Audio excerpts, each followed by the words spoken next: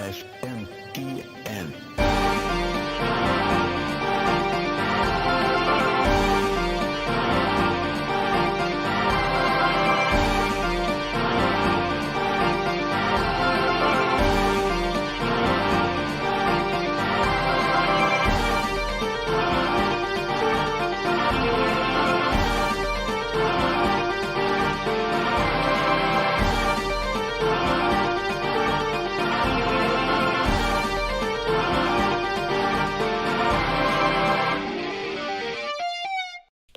How's it going, everybody? Welcome back to Shin Megami Tensei Network, link 329. I'm your host with the most delayed breaking news of all time.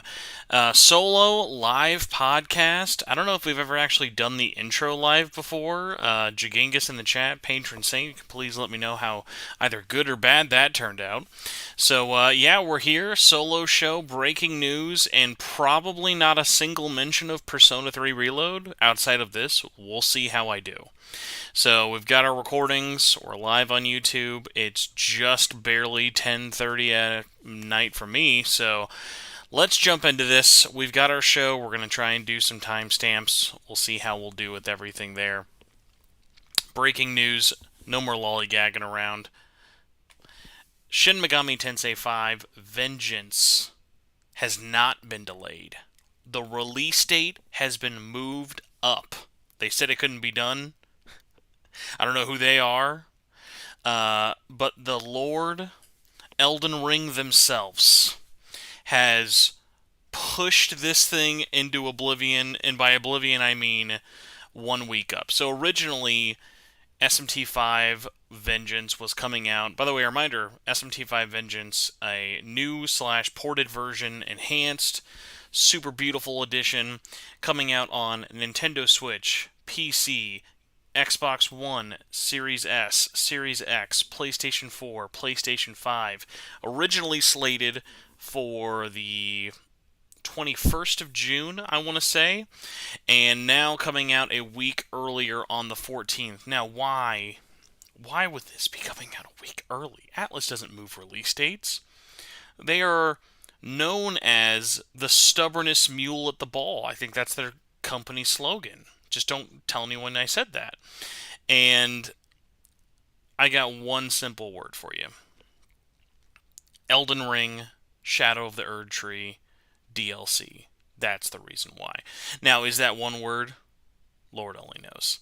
So, that was coming out on the exact same day, and I think actually they both got announced on the same day, because there was the Nintendo Direct where this first got announced, and then during that Nintendo Direct, we saw footage, learned more about SMT5 throughout the day, and then From Software and Bandai Namco then ended up basically saying, hey, look everybody, here is our giant DLC for one of the best-selling games of all time. Move out of our way, we dare you.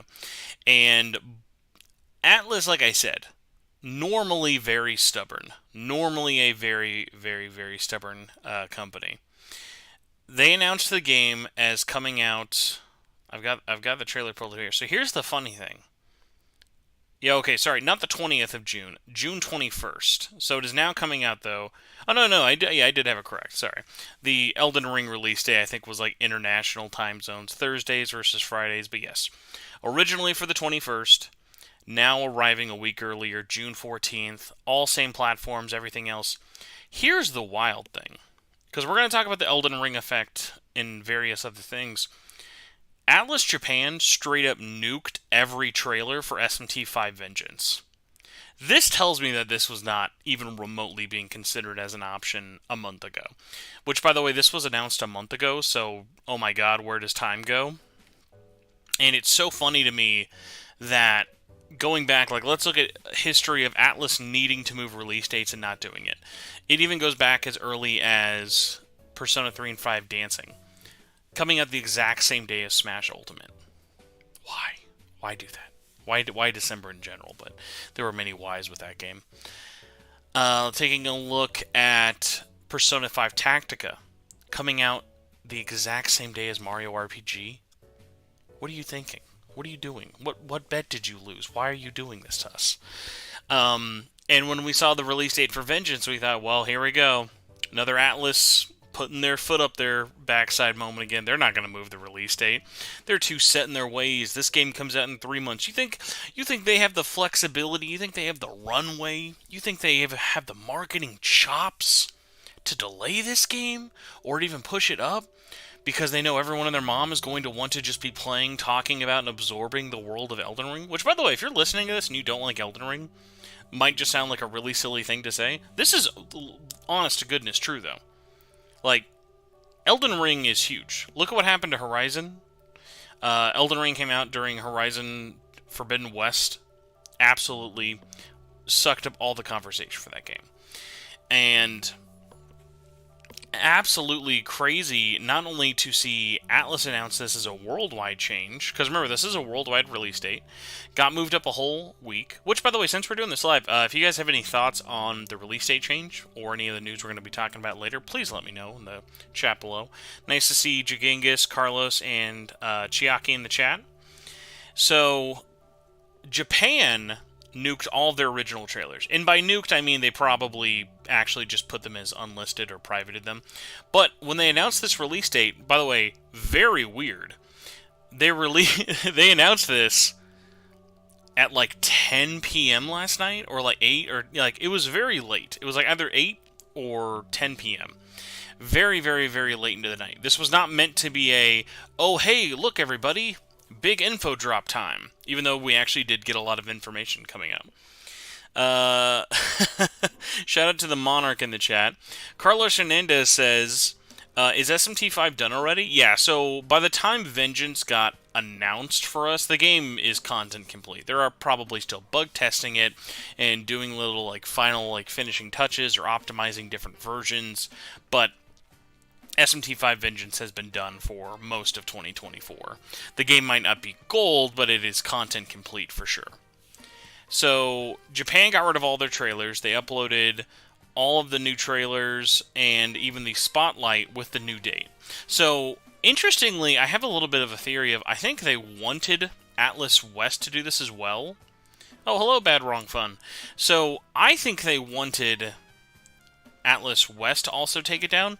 One of the reasons they might not want to do that is if you go to the Atlas West YouTube page and go to popular, it is their third most popular video, tied with the opening of Persona 4 Golden's opening, and 0.1 million away from being the most viewed video. So, why is it that heavy? Also, you may ask, why is a random Persona 5, like, 60-second trailer there? These were ads. YouTube, even if you pay, like, $1 bajillion for YouTube to blast an ad everywhere, it still counts the views. So, that's why those numbers are so heavily conflated. Ironically, like, if you look at stuff like the Persona 4 Golden opening and the Persona 4 opening from, like, 2 and 11 years ago, those were not ads. Those were just people genuinely wanting to watch those and put them on repeat 1.5 million times. Whereas like something like the Catherine full body Nintendo Switch trailer, 1.5 million people did not watch that. That was just an ad. So release date moved up, not planned, very interesting. I would love to see if they bring this up in any interviews. Mystery Boy brings up another good point. They were also announced in Japan they will be doing a premium trial event, so not a publicly released demo, but one of these events where you have 2 days, go to this special location, get a ticket, play SMT5 Vengeance early. Incredibly jealous. I feel like SMT5... I think like Vengeance is in a weird spot of like PAX East is happening right now. I feel like this would have been the time to play it, but they're most likely probably not going to have a public face demo before the press gets to play it. But at the same time, we basically have less than 3 months now till the game is out, which is absolutely wild. So not really sure how they're going to really handle the coverage of everything. But we've still got a lot of time and everything for that in the West, so I'm not too concerned about that at all. And kind of looking forward to as well, what was wild was all the information came out last night after the release date changed, and I was like, oh, cool. Maybe there was like a preview cover that went up. Nope. They just uploaded the website with a whole bunch of information, because we had known, story-wise, a good amount about Vengeance's new content, but not really a lot about the new characters or some of the new systems and other things like that in the game. So I'm going to go run down what we now know about the new characters and then kind of talk a little bit about some of the changes as well. So we now know the full English and Japanese voiceover cast for all the new characters. And we also know the entire group and the names for the, and I'm definitely going to butcher this, the Kadisu. So the Kadisu, we've got the first one is Nama. So she is the one who kind of has the like porcelain face with like the blonde hair. And next we've got Ishis Zenuium. She's got like the kind of horror, like almost like ring like nightmare face with like the braids. And we've got Agrat Bat Mullet. That's like the almost like black witch-like figure with the skeleton feet. And then also the creature who we saw killing a bunch of citizens in Tokyo in the earlier trailer with like the like giant kind of like almost like Incan like golden mask face. That's Glacia Lobulos. So really kind of interesting to get a little bit more information about them. So I'll go to the website and read through those in a second. But interesting to get all the names of the new characters in it, as well as a bunch of screenshots and a couple of different little interesting changes. So the screenshots are interesting for a couple of reasons, mostly in the gameplay department, and also I guess from some showing off of like, hey, what to really expect story-wise. So obviously, as we talked about when the game got announced, you now have guest characters, and we actually get to see shots of them in action. So we get to see Tao, we get to see Yuzuru, we get to see Ichiro actually fighting and summoning demons with you in battle, and it's really, really cool, like, actually getting to see, because I was worried them being in battle might be like, oh, here's me doing a weak physical attack. But we actually see them, like, using Dazai as an example, Dazai bringing out McCoy, like, and actually doing an attack with him is really, really cool to see. Interesting also note is that Atsuda, the sister, is not looking to be a playable character, or at least a guest character. Now, obviously, they could keep it like a secret for it, but they actually did show new cutscenes with her in there. So Miyazu in there actually having voice dialogue, actual story consequences maybe. We'll have to find out. And another surprise addition is that kind of like a character introduced in the second part of the world, and no SMT5 spoilers, of course, but Sahori is initially basically just kind of used as, oh, hey, here's a schoolgirl who gets taken over by a demon in the game, and her only art really had always involved the demon being with her and a part of her, and now we see new shots of her without the demon, and they even made a new character render where it's the same art, but it doesn't have the demon around her like it always was before. So a lot of interesting changes about kind of like, okay, hey, what does this necessarily mean? Like, what are we going to be kind of expecting going forward here story-wise? So not a lot of answers, but a lot of really interesting possibilities of like, okay, maybe these new story changes are going to focus on the original cast and the new cast as well.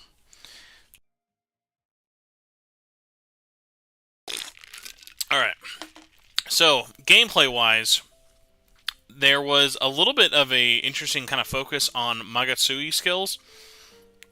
So if you guys remember, there was a Magatsui meter in the game, which basically was like your limit break. If you had this, you could do special attacks, and they're basically like your limit breakers.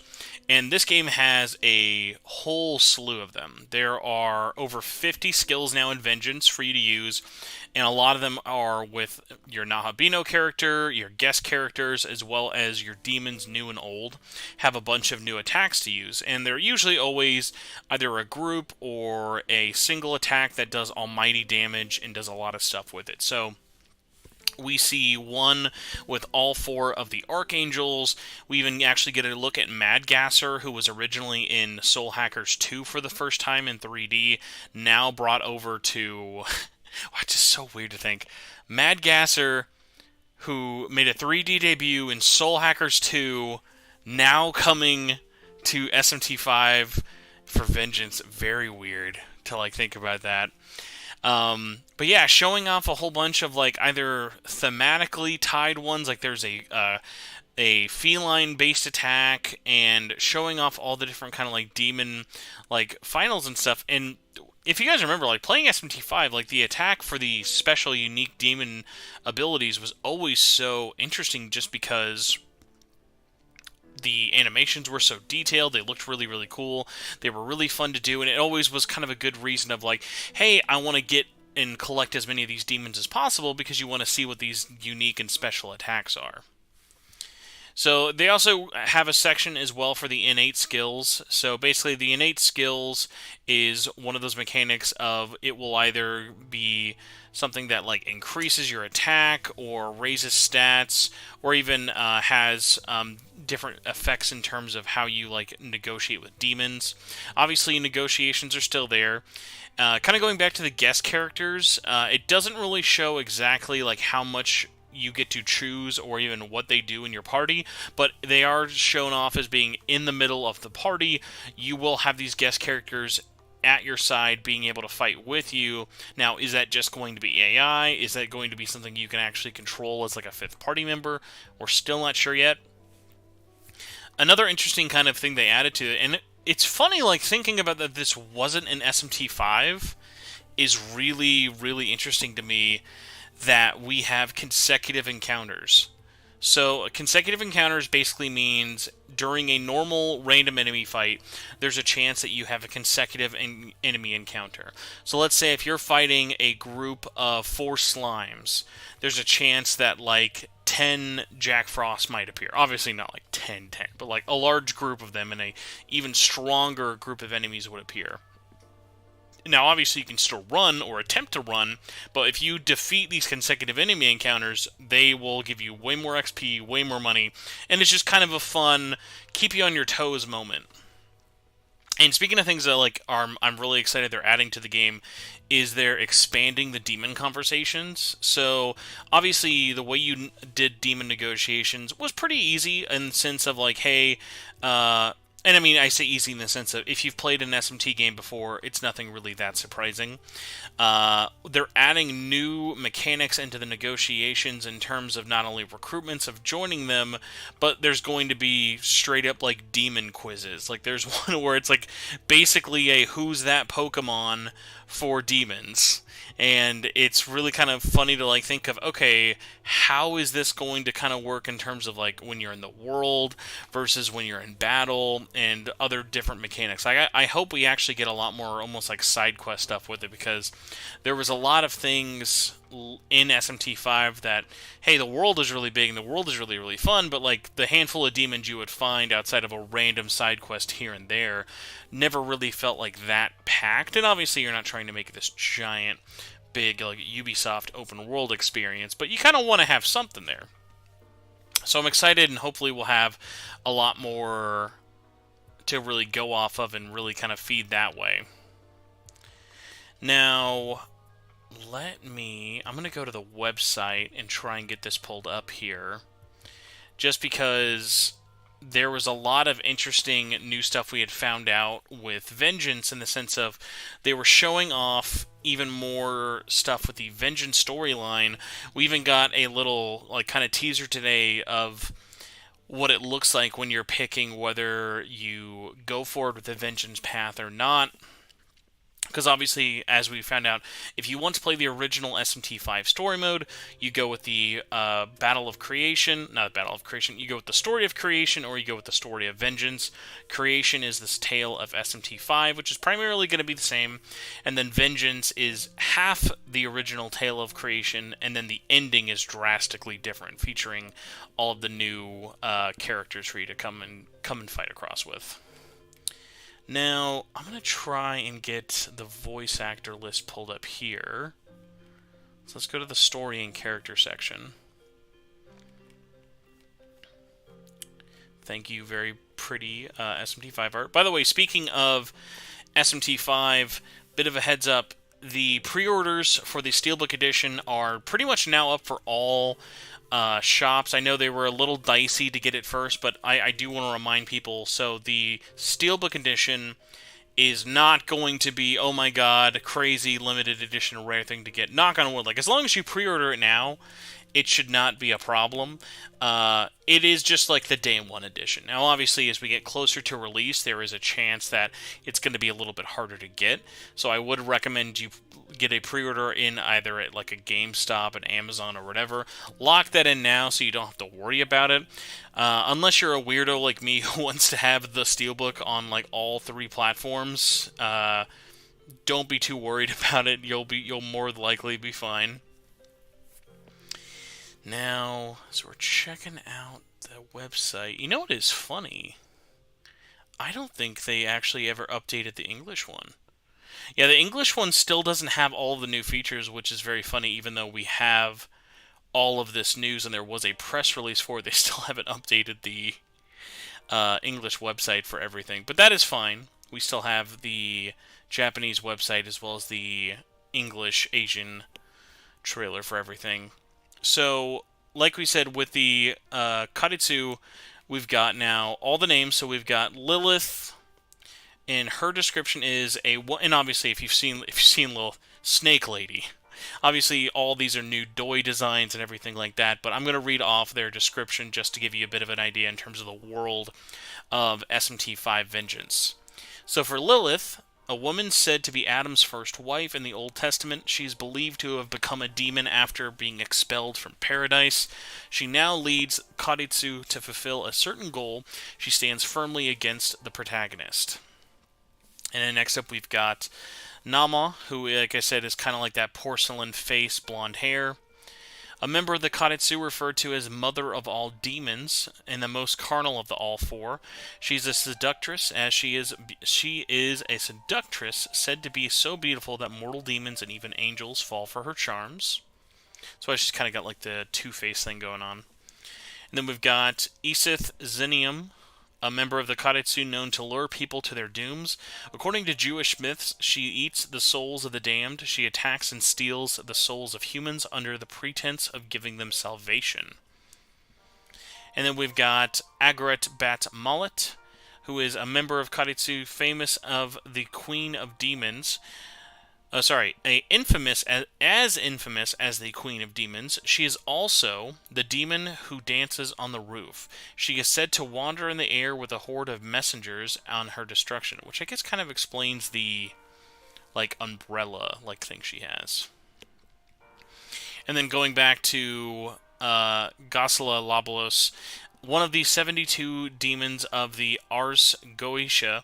His form is depicted as a dog with griffin-like wings. It is also said that he is the author of bloodshed and murder, excels at predicting the future, and can make people invisible. So, pretty OP. Now, obviously, we've got all of our regular characters, so, like, we've got Aogami, the protagonist, Nahabino together, and now, we haven't really gone over this with it, but Yoko, who's the new character, her description is, she is a third-year student who goes to SMG school, St. Marina Girls High School, with a cool demeanor and an aura of mystery around her. You meet her in Dot, so interestingly, you don't meet her in Tokyo, you meet her in Dot. She becomes one of the protagonist's allies and fights alongside him in battle. Some refer to her as a quote-unquote saint because of her miraculous powers, and she is long possessed. Her school recognizes her ability and trains her in magic to vanquish demons. Okay, lore-wise, that's extra interesting, especially because of what we know about Tokyo not being aware of demons and Dot and everything like that. Very, very interesting. Let's see if we have anything else interesting about any of the characters. Nothing crazy. Although, you know what, they did add Sahori, so let's see what hers is. Sahori is Tao's friend and former lacrosse team. I don't think we ever knew they played lacrosse. That's funny.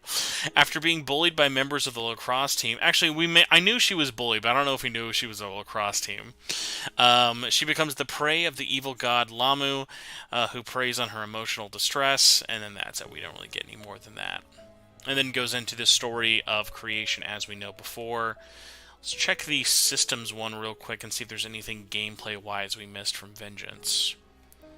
So we talked about press turn. Press turn still the same in terms of obviously focusing on weaknesses and stuff like that. Let's go. Here's a bit of a description for the innate skills. So all demons now possess innate skills. They're passive skills that give you an extra edge in battle. Some may power up your attacks while other demons are present, while others will aid you in terms of negotiating. These innate skills are an extra layer of strategy to assemble your party. Guess we've gone over. It doesn't have anything extra there. Consecutive encounters, demon conversations. That is it. But I mean, hey, a very solid amount of news. A not nothing amount of news, everybody. Hello, also, I've been away looking at the website, so I apologize about how long I was off. Hello, Dude Tensei. Hello, Marcy. Hello, Mystery Boy. Hello, Bad Wrong. Hello, Gilberto. If you guys have any questions that you'd either like me to answer, this is probably going to be a shorter show, but I wanted to go over everything just because how excited I am for this. I mean, honestly, by the time I finally catch up with all the RPGs I'm currently feasting on, still got to play Rebirth, still got to finish Reload, still got to review Reload. Don't forget, I still got to review that dang old game. And but I feel like by the time I finally get caught up on some of my games, Vengeance is going to be here knocking at my door. So it's absolutely wild how close we are to this coming out. I think realistically we'll probably not have any more news until maybe April, May. I think by the time we get to May, if we don't see actual here's people who played it and things like that stuff coming out, because what Atlas normally does is they'll give review codes out about usually 2 to 3.5 weeks out across. They're really good about getting those review codes out just because mostly the game's done. They have it uploaded. These are long games. They're realistic. They know it's not going to help anyone by having a late review embargo and stuff like that. Here, let me get a swig of this drink real quick.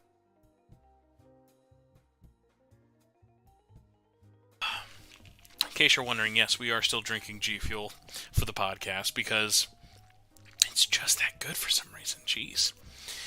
Let's check up on the chat what they have said. Edgy Boy, still waiting for a new trailer. I will say at this point, I'm shocked there's not been a new trailer, like an English voice cast trailer.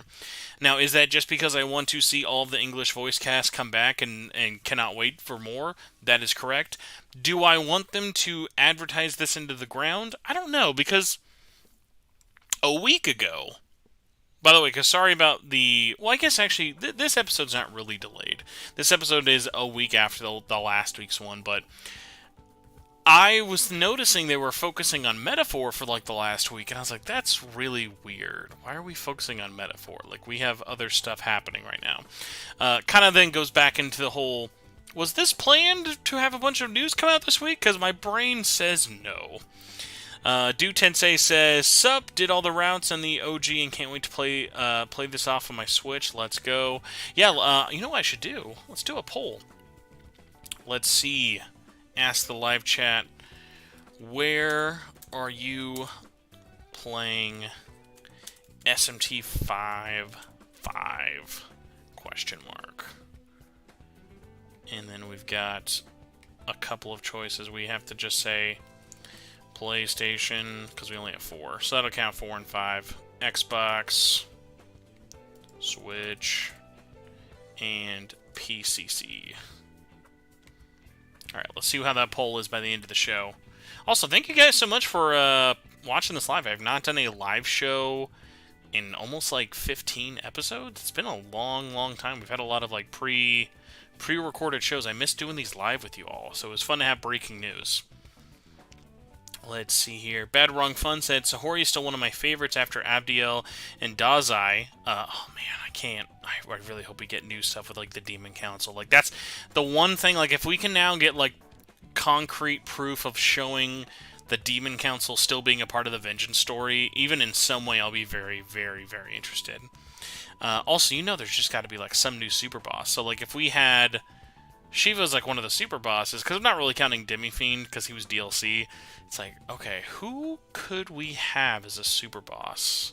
That'd be a fun little what-if episode for sure.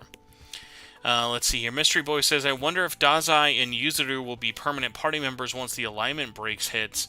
That's a good question. Like, I wonder if the guest characters are either, like, you can make or break their relationship depending on how neutral or left or right you're kind of leaning in terms of the alignment charts. That'd be really, really interesting to see if, like, you play with this one character, but it kind of locks you out if you, like, don't side with them enough and things like that, or they're not available to you during boss fights. Let's see here. Bad Wrong says, I like how it meant that essences weren't at the end, weren't the end all be all, which is very true. Let's see here. Mystery Boy says, you can control guest characters based on the expanded trailer we saw, players selecting Yoko skills. Oh, okay, perfect. That is good to know, so I appreciate the info. Let's see here. Bad Wrong says, still wish Switch owners could get a cheaper copy or an upgrade. I'm less mad since it's going to be a new scenario mostly instead of just a standard re-release, which is very true. Let's see here. We have a second Saint. And let's see. Mystery Boy says, for the guest party members, you can control it. Alright, we had that earlier. And Night Gamer, hello, says, I was going to play on PC, but that Steelbook. Don't forget, everybody. The Steelbook is there. There will be a Switch Steelbook. There will be a PlayStation 5 Steelbook. There will be an Xbox Steelbook. F's in the chat for a physical SMT5 on PS4. That is only going to be in Asia, unfortunately, and right now we don't know if there's going to be any English Asian version. My money is on no, if Unicorn Overlord is anything to kind of go off of, but never say never. There is still definitely a really large amount of people still on PlayStation 4. Are they playing SMT5, though? That's kind of the question. Like, there's been a lot of people who went over, like, once you could buy a PlayStation 5, it was like, yeah, it's like, you look at where people are buying games, like, look at how much more Unicorn Overlord and Persona and Yakuza have all sold on PlayStation 5 way, way, way more worldwide than PS4, so definitely makes sense. Paulo says, do you know if someone who bought the Mitama DLC on SMT5 could just download it without buying it again? Unfortunately, as the way Atlas is shown right now, you would still have to rebuy the Mitama DLC for the Switch version. Now, obviously, they could change that, since I feel like that's such a gimme, just to, like, why not? Just give it to them, but also Atlas likes money, so probably not actually going to happen. Paul also asks, any news on any other rumored remastered SMT games? I was just thinking about this because I was looking at Nocturne HD, and I'm like, this is 3 years old. Like, what are we doing? Like, we just ported one random PS2 RPG and just gave up? That's all we're gonna do? Like, we don't have that many more left. And I mean, I'm not counting, like, Persona 3 and 4, just because that's a very different kind of thing, but, like, at the very least, I was expecting Digital Devil Saga sometime soon. And obviously, things could change, but, like, right now, especially with Vengeance coming out so soon, it's like, yeah, we're clearly not going to get any, like, remasters anytime soon, but, like, how are they going to handle this? They didn't do anything for an anniversary year. They didn't really do much, so really, really strange. You gotta imagine Digital Devil Saga's gotta be the next one up. I love Raito, but I just feel like there's no way you're gonna get Raito duology before the DDS games.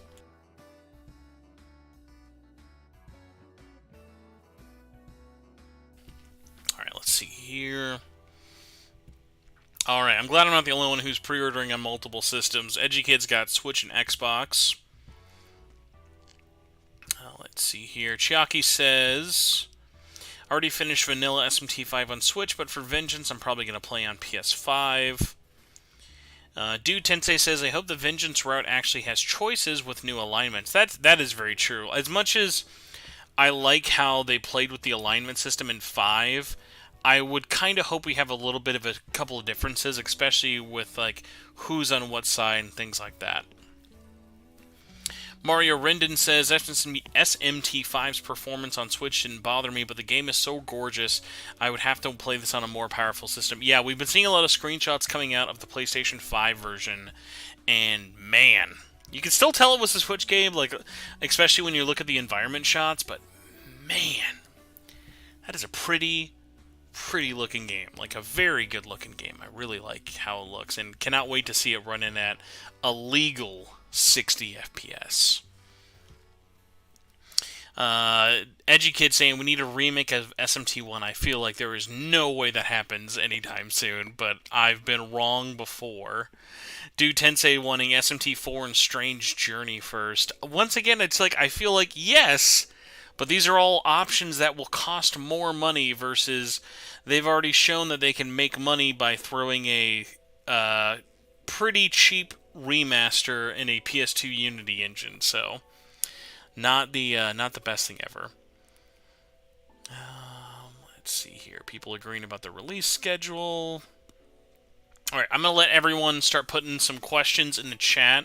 We're going to wrap it up in a bit after we do some questions. So I've got 2 spots here. Also, Twitter is just down for me. Oh, no, maybe I have it now. I never got to share this on Twitter because Twitter was just down for the day, but that's okay.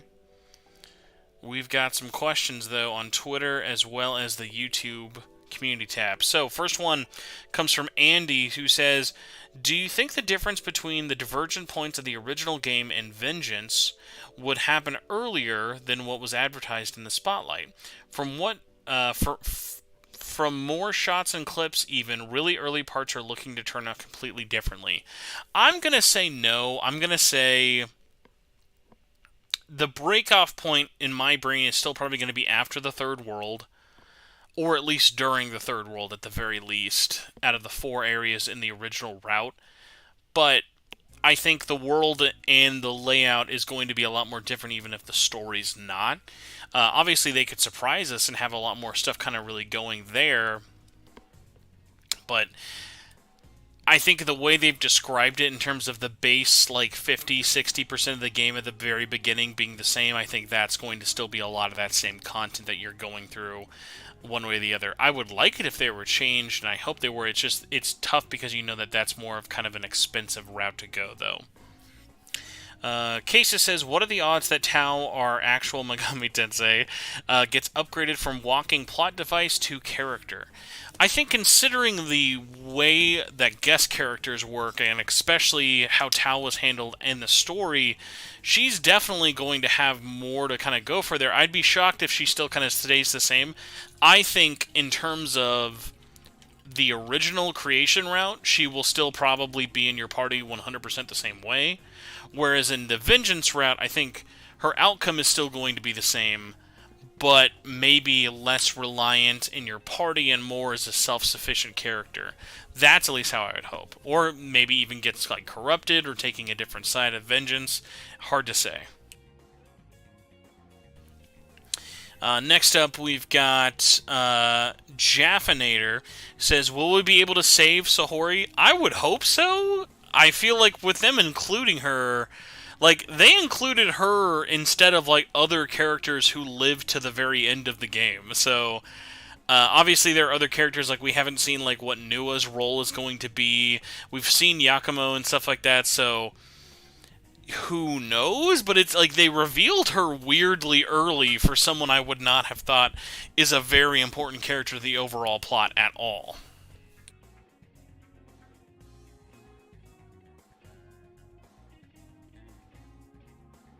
Alright, let's go over to the YouTube comments and see. Atlas had a missed opportunity for a GBA SMT port. Well, they already did, but remember, nobody bought it. So, unfortunately, we will be wronged for our words and deeds of not buying a $7.99 Game Boy Advance port. Natchbox is our first question, saying not really a question, just a lament. Just lament with me that there is no Nahohiho plush. A moment of silence. No collector's edition. No Mimon plush.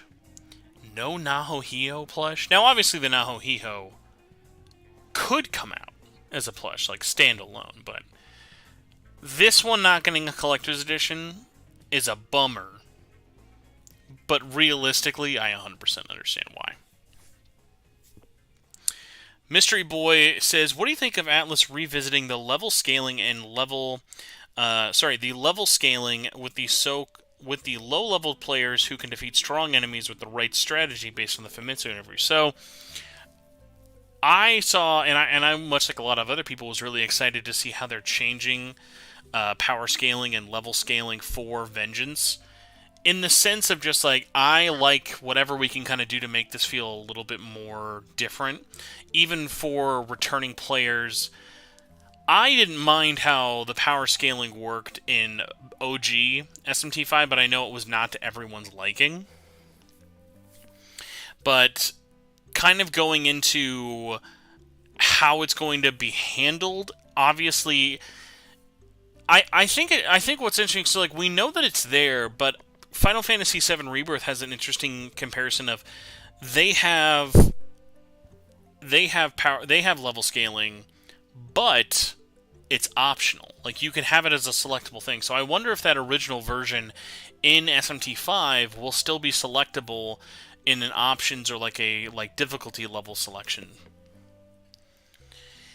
Let's see here. We've got Mr. Pearson, who says, "Not sure if this has already been asked before, but do you have any idea why Atlas isn't releasing any special edition? And even in Japan, there's not even a big Famitsu DX edition, which is very weird.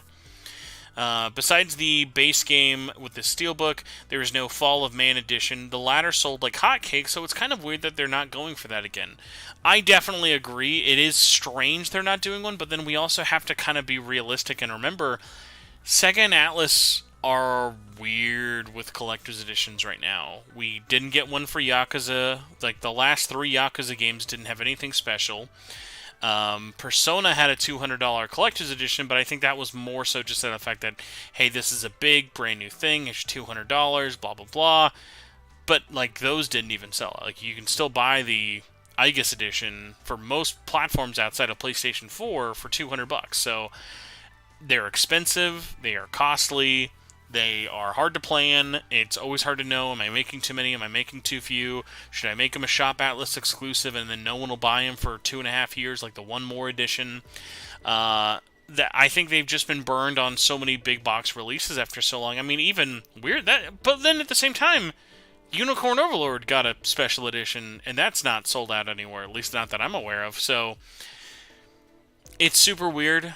I'm at least glad that we get a Steelbook in the West. I think if I was Japan or any other country outside of a Western ones, I'd be pretty bummed, because it's like they don't even get the Steelbook. They just get the plastic game with maybe a high five and a slap on the ass on the way out of Super Potato. So that super sucks. I would have at least done a Shop Atlas exclusive. I think at this point, Shop Atlas has at least kind of shown that they're worth. They've gotten better, and they kind of know what they're doing a lot more than we really thought they did, especially at conception. Shipping is still ass if you're anyone who lives outside of the U.S., but I mean, shipping sucks everywhere. Unfortunately, it's the sad truth. Another great example. Persona 5 Tactica, no special edition, no Steelbook, no whatever for that one. We had paper fucking coasters over here in the West, that was it. And that's Persona 5. Super weird. Let's check up on the questions before we get out of here. Shout out to the Rido gang. Let us see. I'm honestly still holding out hope that we see a 4 in 4 Apocalypse remake, Mystery Boy. I agree, but again, man, those are going to be expensive. The uglier and older they are, the more expensive that remake is going to be. Let's see here. Night Gamer says, my bet is the alignment Law will be Dazai, Neutral will be Miyaza, Chaos will be Sayori, Secret will be Yoko. That is interesting. Of a secret Yoko one would be very surprising. Paulo says, I hope SMT Vengeance has new things to do in the overworld. That badass Buddhist temple with little to no use afterwards. Dude, I think about that so often of how weirdly empty the fucking map in Tokyo is in 5. So weird. I hope they rectify that for sure. Like, give us some more stuff to do in Tokyo. Give us a shop or something. Like, let us explore some town. Like, give us something. Like, dude, Nocturne has a bigger town than 5. That's what's wild. Let us see. Do Tensei, very excited for more Dazai. Completely agree. Could not agree more. Bad Wrong Fun said, I bought both versions of Demi Kids. I'm doing my part. Let's see here. I will agree with Bad Wrong Fun. I am, as much as I'd love to see more ports and remasters, I'm glad we're getting new games. I'm always more on the side of let's get new experiences over ports, but I mean, with how many games we still need in the West, like, I understand both sides of it. Paula says, do you think that they will build the next games in the franchise based on the SMT5 structure with the dot? I think that the open world structure, it was, for the most part, genuinely very well received.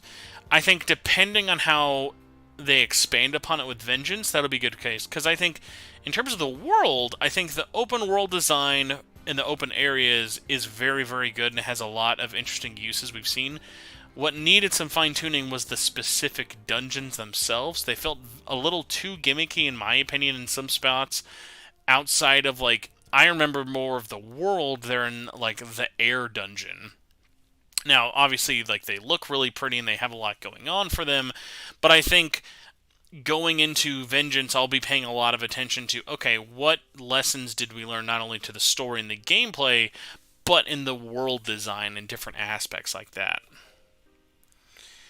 And then last question of the show, we've got Night Gamer, who says, here's a fun question for you. You get to add a brand new, never before seen demon to Vengeance. Who do you add? This is going to be unpopular, but this is true. They should do this just to, like, blow everyone's mind. SMT5 Vengeance will have a secret boss who will become an unlockable demon if you can beat them. And it is not just Ringo from Soul Hackers 2. It is the entire playable party of Soul Hackers 2. It will be Milady, Saizo, oh my god, I forget the other dude. Generic dude you all forgot, and Ringo, and maybe even Fig will be there as the bird flapping around in the background. Secret Soul Hackers 2, addable party demons. Make it happen. Arrow, not a fake fan. Not a fake fan. Not a fake fan. Arrow, definitely not a fake fan. Least number 2 biggest Soul Hackers fan you've ever heard. But yeah, I think that would be really, really cool. Even, like, if it was a joke, even adding, like, Ringo Frost would be really, really funny. Arrow, dude, Arrow, don't even gaslight me, chat. Nobody has mentioned or even thought of Arrow in the last 2 years. Guaranteed, he is the most forgettable character in that whole game. Do not lie to me, chat. Do not lie to me. Arrow's not bad. He's not bad. But, like, dude, Milady, way more interesting. Fig, way more interesting. Saizo, not even secretly, best character in the whole game. But, like, Ringo, fantastic. Dude, Arrow is easily the least exciting member in that whole gang. Easily. Don't lie to yourselves, chat. Why are you lying? Why are you lying to yourself? Pascal the dog also would be a great answer. Seems to be our April Fool's video will just be like a 4-hour like analysis video diving into Soul Hackers 2. Alright. Basically a 50-minute long show. We're gonna start wrapping up. I gotta edit this thing. Oh my god, hold on. Night Gamer, I was playing Soul Hackers 2 last night. What a fucking chance is that? Great moderate to balance the rest. Oh my god, dude. Oh no, he's a great moderate to balance other. Okay, remember, we're not complaining that Arrow is bad. He's just the worst out of an amazing cast. He's still a great character. He still has great moments and has a great backstory. He's just my personal least favorite out of those 5. He's still great. He is 100% more memorable than fucking half of the people in, trying to think of, like, what would be the least insulting comparison to make for this. He's just very memorable in his own right. He's just not the most memorable in that whole game. But yes. Gonna start wrapping up the show. Thank you guys all so much for watching. Poll summary. Who and where are we playing SMTV Vengeance? Number 1 answer is 42% PlayStation. I'm gonna just assume that's 70 PlayStation 5, 30 PlayStation 4. Second place, we've got Nintendo Switch at 35%. Stinky Switch, man. Holding up there. Third place, we've got PC at 15, and Xbox with a solid 8%. I mean, like, when you realize, like, how few people are playing on Xbox, it's, like, actually a pretty commendable amount. So, thank you all so much for watching. Did you enjoy this episode? Please consider subscribing. I'm sure all of you guys watching are actually subscribed, but if you know anyone who likes Atlas stuff, or if you know anyone who has been like, God, dude, you know what I need? I need, like, a weekly Atlas show. You're going to be like, dude, I've got the hookup for you. And then he's going to hear my comment on Arrow and unsubscribe. But before he unsubscribes, let him know about the show. Let him know it's weekly. Tell your friends. Tell your family. Shin Megami Tensei Network, weekly Atlas, SMT, Persona, Soul Hackers news. We're always here for you. All we ask, show some love, give a subscription, give a comment, give a like. Always helpful. Always appreciate you guys. You guys are always active in the Facebook group, Twitter, X, the Rumbler. The Rumbler's really active. If I keep saying that, maybe someone will think we have one. The Discord's always there. You can check it out in the links below. If you listen to the show on Spotify or iTunes or wherever, please, please, please consider leaving us a 5-star review if you have not. It really, really helps. And if you really actually want to help the best way to help the show keep going, keep the lights on, keep me out of tax evasion jail, you can go to patreon.com/SMTN. Get the show ad-free. Ad-free? Well, it's always ad-free. Can you tell I've been listening to a lot of podcasts, if that's how I start with my Patreon pitch. You can donate as little as $1 a month, get access to exclusive giveaways. We have one going on right now for the month of March. You've got 10 days left to enter, and you have a chance. It's you fighting against like 10 people. Do you want a chance to get a Persona 3 Reload acrylic keychain? Sign up for the Patreon for a month. Enjoy the show. Get your name read out loud at the $5 and up tier. Just like these amazing executive producers, just like Michael Wilson, Bell Chill, Cosmic Lumi, Contraband, Budweiser Tall Can, Carlos Hernandez, Cross Ren Ren, Wenny, Jagengus, Gorosero, Solitaire, Solaire, sorry, that's Solaire. My brain is fried. I definitely am doing this podcast running off of a 10-hour shift at work, so please pray for me. Mirth Mouser, Stephen Yip, and Patrick Dissart, thank you guys so much. All the support super, super helps, whether it be at the $5 tier or even just the $1 tier. Everything is always really appreciated. So, enter the giveaway, sign up to the Patreon, subscribe to the YouTube, all the fun stuff. Thank you guys all so much for watching. We will be back next week. What will the topic be? I don't know, actually. The topic, ironically, was not supposed to be about Vengeance this week. I had a totally different topic lined up, so maybe that'll get pushed to next week. Maybe there'll be more breaking news. You never know. Thank you all so much for watching. I will see you all next week. Have a good one. Goodbye, everybody.